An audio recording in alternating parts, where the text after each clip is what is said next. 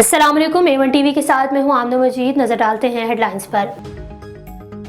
रवां माली साल का इक्तिसादी सर्वे आज पेश किया जाएगा। मुल्की मईशत को सैलाब जैसी कुदरती आफात का सामना रहेगा। मुआशी ग्रोथ 0.3 रिकॉर्ड हुई। GDP का हुजम 84,600 अरब से जायद रिकॉर्ड किया गया। रवां माली साल जुलाई से मार्च महंगाई की शरह 29% तक रिकॉर्ड हुई। बजट की मंजूरी के लिए सिंध काबीना इजलास 10 जून को तलब। काबीना की मंजूरी के बाद बजट सिंध असम्बली में पेश किया जाएगा।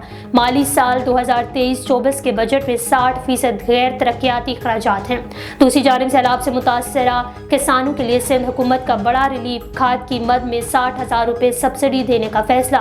मुशीर ज़राअत मंजूर वसान ने कहा कि 14 अरब रुपए से जायद रकम किसानों को दी जाएगी। सवात में नामालूम अफराद की फायरिंग का वाक़े में 2 पुलिस एहलकार शहीद। फायरिंग का वाक़या मंगूरा सब्जी मंडी के करीब पेश आया। वाक़े की CCTV फुटेज सामने आ गई। Supreme court practice and procedure act के खिलाफ दरख्वास्तों की समाअत आज होगी। चीफ जस्टिस उमर अता बंदियाल की सरबराही में 8 रुकनी लार्जर बेंच आज 12:15 बजे केस सुनेगा।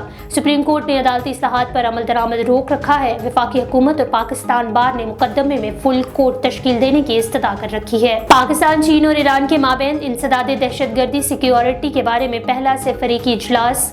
इलाकाई सलामती की सूरत हाल पर खित्ते को दरपेश दहशतगर्दी के खतरात पर गुफ्तगू।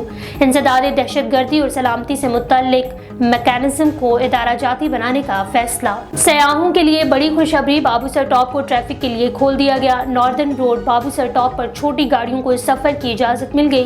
पुलिस के मुताबिक रात के औकात में नॉर्दर्न रोड पर सफर करने पर पाबंदी बरकरार रहेगी।